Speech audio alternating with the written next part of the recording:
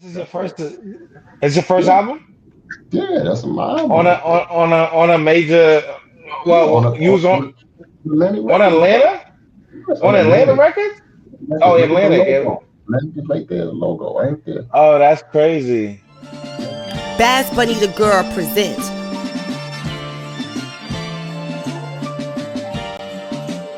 Prom Night. Bass Bunny the Girl, First Lady of the Streets presents Prom Night 2. Tickets are on sale right now at eventbrite.com. Make sure y'all cop that pay-per-view at rapgrid.com. It's going down September 28th, Atlanta, Georgia, at Atlanta. You know what I'm saying? Like I lived in North Carolina and Africa a little bit, but yeah. you were born and raised in the Bronx. Mm-hmm. What's like what's it like being born and raised in the Bronx? And what year? Nigga, I was born in 71. I'm 52. I'm about to Born say in 50. 45, No, 1945. I No, never lie about my yeah, age. I'm not ashamed of my age. I'm 52, bro. I came in this game okay, in the battle. I came in the battle rap game when I was 30, 37, 38, probably, okay.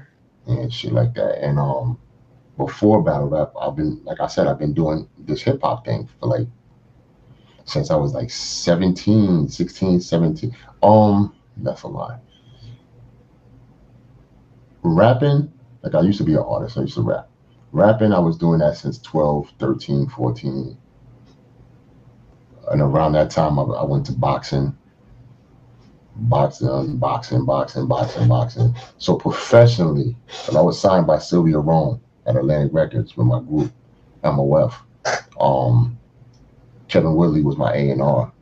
Uh, Mm. Wait. So hold on, Debo. So you growing up in the Bronx your whole life, like you know what I'm saying? Well, mhm. real quick, like what is it like growing up? Like you know what I'm Oh, saying? And yeah, so that question, in that time, I'm bringing that time. yeah, I'll tell you, nah, but what is that like for you? You know what I'm saying? In that time, you know what I mean? The at that 70s, right? time, yeah, at that time it was a little slower. As far as like it wasn't internet fast, you know what I'm saying? Kids outside playing. Um, we had to communicate with each other, not a phone in sight. The phone you had to get was to go inside the house and go upstairs and talk on it or pay phone on the corner of the block. Um, a lot of block Is it, parties, it, it lot is of it block like we parties. see in the pictures where it's like I ain't gonna lie, like you know how they be showing the old pictures of the Bronx and the buildings all broken down Yeah, and yeah, all yeah, this no, no, shit? no, no. Yeah. That's how I Especially was looking. on my block, we had a abandoned buildings. We used to play like in abandoned buildings, like tag and freeze tag and all that crazy shit in real abandoned buildings, bro. The Jews, you know what I'm saying? The Jewish landlords would take those buildings and secretly burn them down. You understand, for insurance scandals, like insurance schemes and shit Wow, like that. Yeah, some of them went to jail for that, because they was killing people, black and Latino people wow, in those abandoned buildings, bro. And that that's used to be, crazy. especially in the South Bronx area, because a lot of people didn't get to see. You see, those abandoned buildings, like in those areas of the South Bronx, a lot of people didn't get to see the Northeast or the West side of the Bronx and shit like that. Preferably around my area, because I'm from 170 on East 170 in Finley Ave. I'm Okay. right next to Teller, Clay, Webster, College, Sheridan, Morris, Grand Is it a rough Concourse. neighborhood? Is it a rough Yeah, neighborhood? pretty much. Well, we're pretty much back in my time in this, because like I said, I was born in 71. Um, Rough as this thing, the most you get would be like a fist fight. We ain't really get introduced to like a gun or niggas getting shot and stuff like that till probably close to the 80s or something. Like, not saying it didn't happen, but around my way and shit like that, it wasn't like everybody had a gun and everybody was just toting and shooting and all that other crazy shit. Yeah. Nah. But like I said, the abandoned buildings, the 77 blackout, because I was there for that too.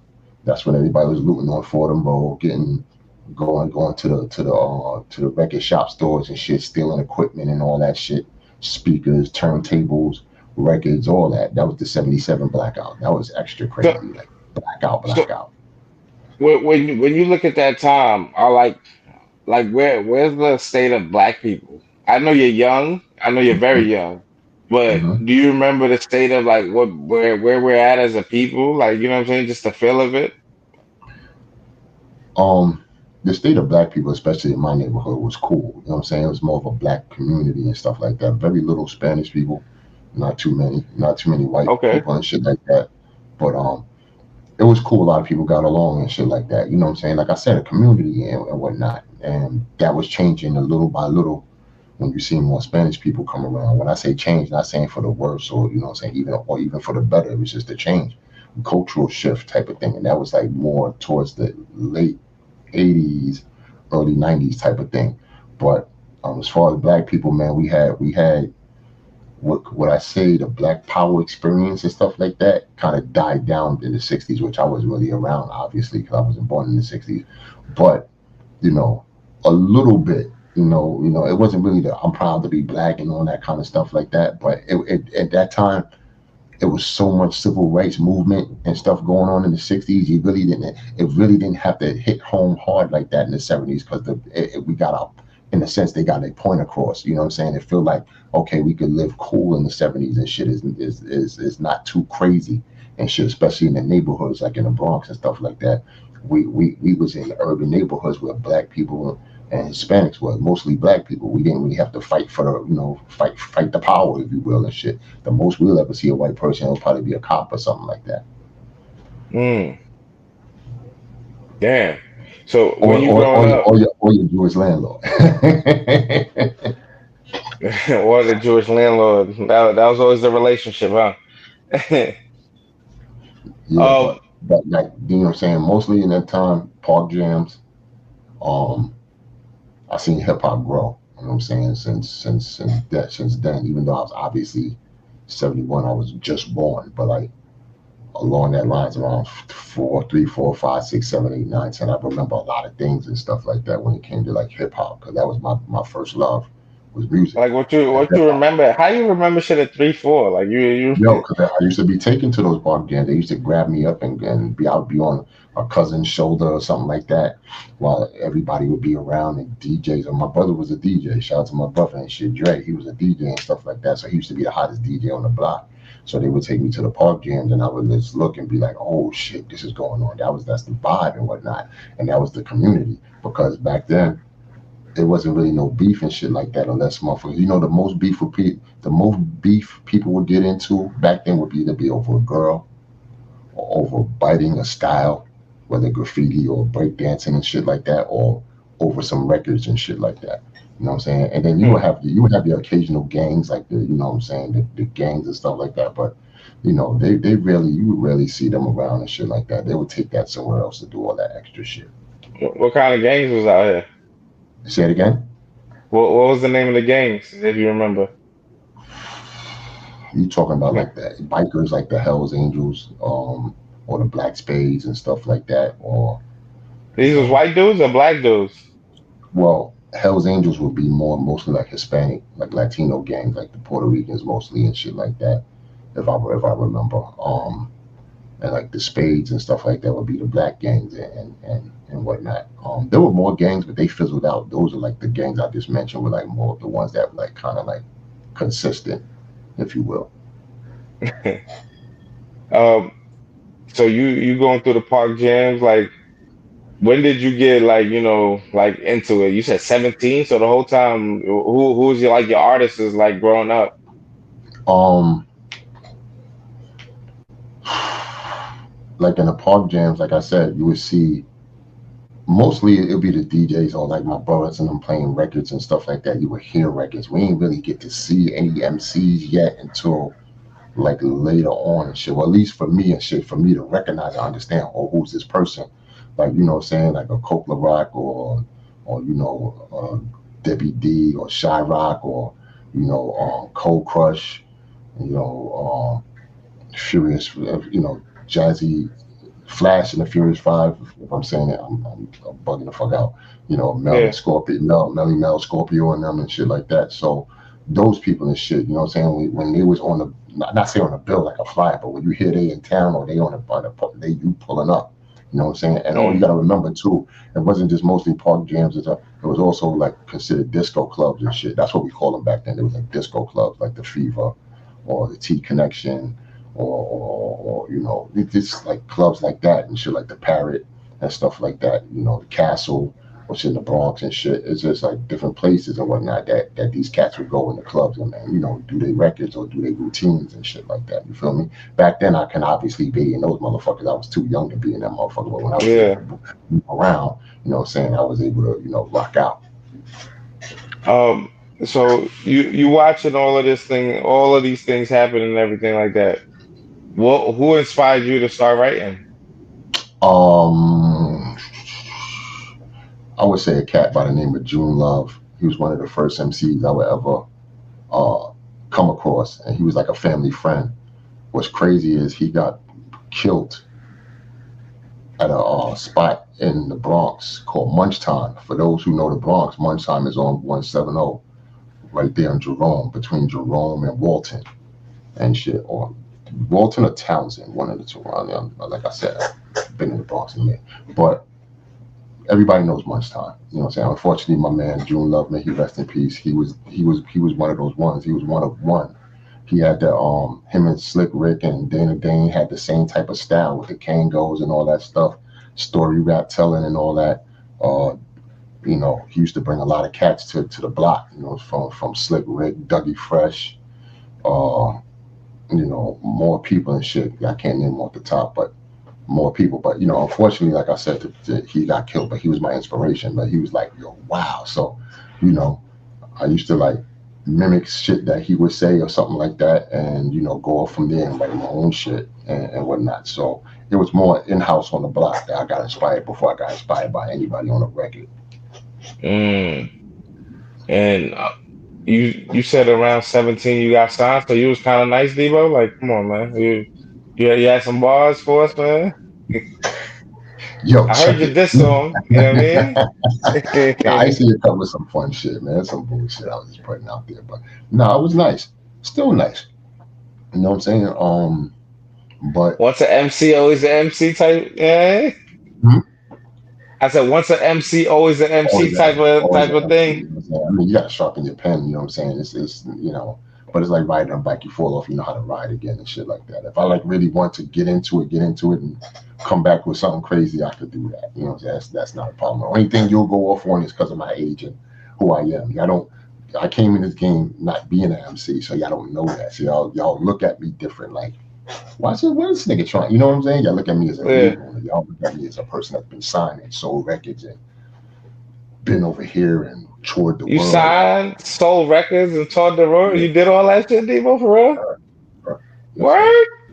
So I'm like for real. You did all that. Oh, snap. So okay, that's interesting. So you get signed at 17. You said I got signed at 18, 19, around that area. 18, 19. So what was you doing to help you get signed? Like, you know what I'm saying? Um, I was just sharpening my pen, you know what I'm saying, doing demos and stuff like that, man. Wow, you took me back.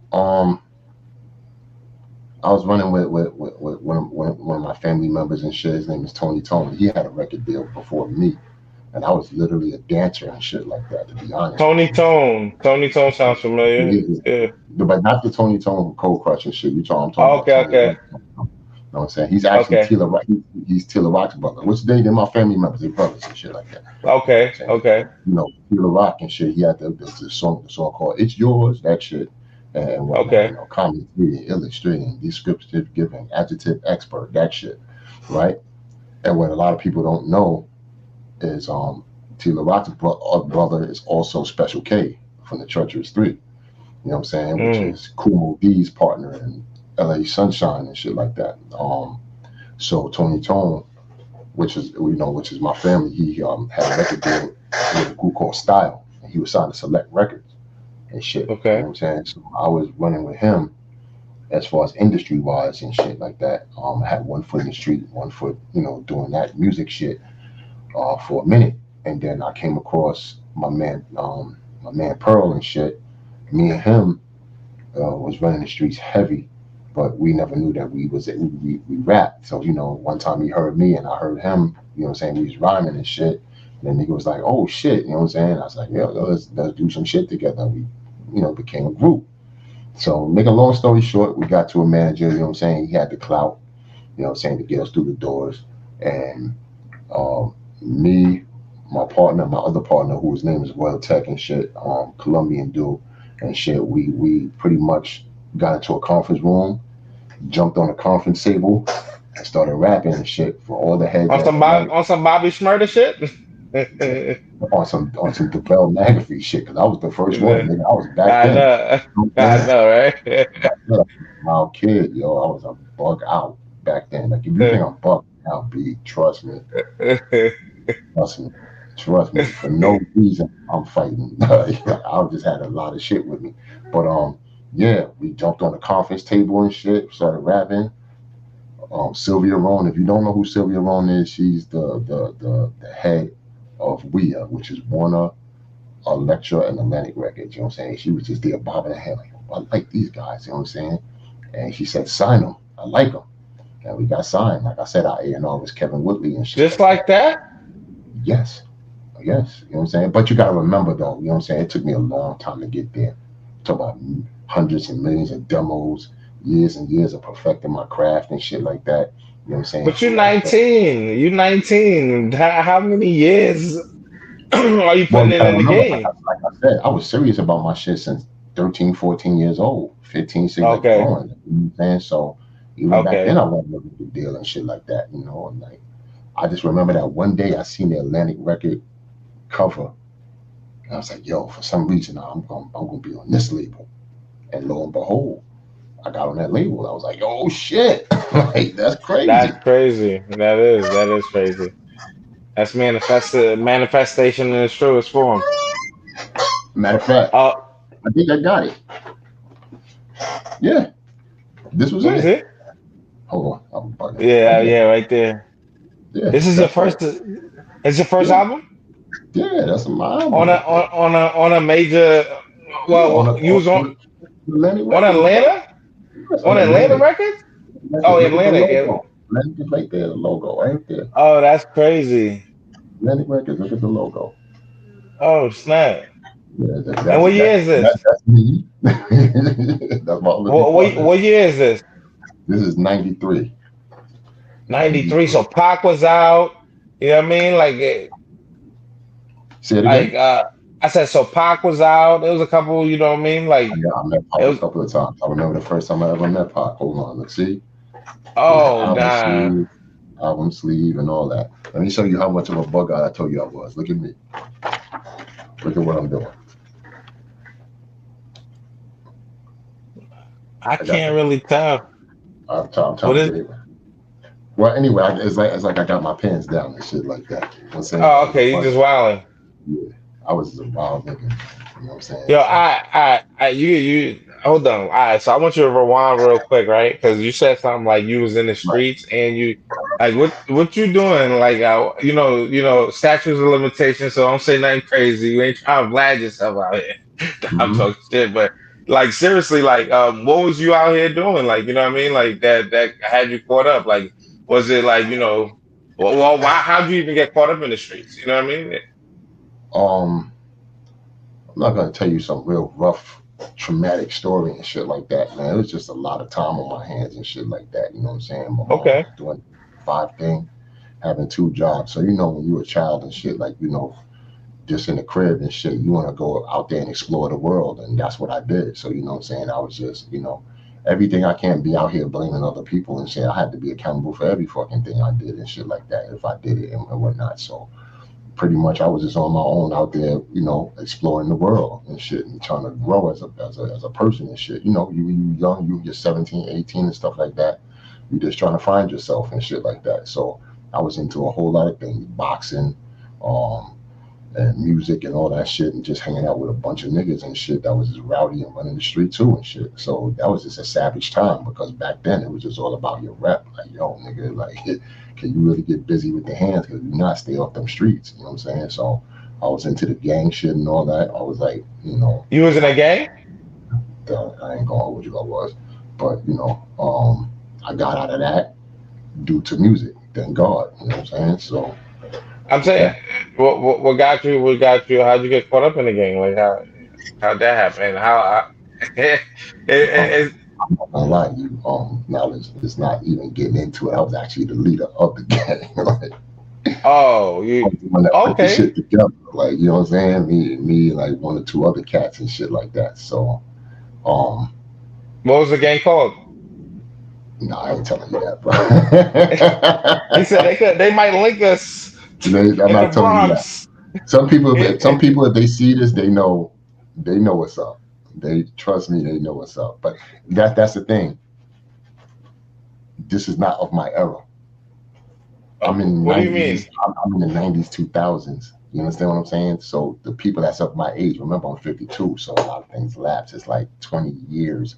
You know what I'm saying? I could be talking to a battle rapper, he could be like 20, 30 years old. Remember, it's Yeah, still 40, 50.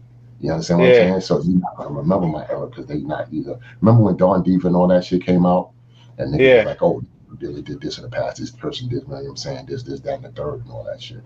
Um, I was never into the selling drug thing and all that shit. I didn't want to be no kingpin. Nothing like I know what comes with that and all that. You understand what I'm saying? So even with the gang shit, you know what I'm saying? I had to let that go because I was more of a conscious, respectable person, even though I was a rowdy, aggressive person. You know what I'm saying? I was more conscious because at the end of the day, little by little, the teachings from what my mother's taught me led me to the right path. You know what I'm saying? Even though your parents will Yeah, be like, treat you right from wrong, you still do knucklehead shit. But later yeah. on, understand that shit that your parents taught you was like, okay, it's sinking in now. I got it. Okay. You know what I'm saying? I got it. I'm not gonna do that no more. You know what I'm saying? Do positive shit over here. You know what I'm saying? Through my mom's, God bless her. You know what I'm saying? She showed me that way before. Mm. I applied all that. I got all the youthful energy out my system, and little by little, you know what I'm saying, got into other things. Like I said, which music So pretty much how, my life. how how how old were you when you got out? That's a good question. Um, Like, were you signed and still like in it, or was you like, when I got stories for days, but I was signed, my nigga, it was just nothing but hell. I'm talking about hell, not for me, but just hell. He's just wilding. Like I keep saying wilding, but I'm telling you, bugging. You understand? Like what you mean? Like you was just punching people in the face and beating people up type shit? You was just like a menace I like that? I'll tell you this. I'll tell you this. Shout out to like all the What niggas I know. executives did you beat up at Atlantic? Nah, I'm messing with you. Go You laughing, but Good morning, Debo. We out here, man. What's up? We no. need some history. We need to know. Put it like this. I've been in an era where I know all the niggas before they got the deal. Peter Guns, Fat Joe, Okay. Okay. Big Pun, um, Greg Nice. You know what I'm saying? Not before he got the deal, but like when I know him. A lot of people don't know Biggs was a childhood friend of mine. Biggs from Rockefeller, who owns 1/3 of Rockefeller. Oh wow. We lived in the same building, bro.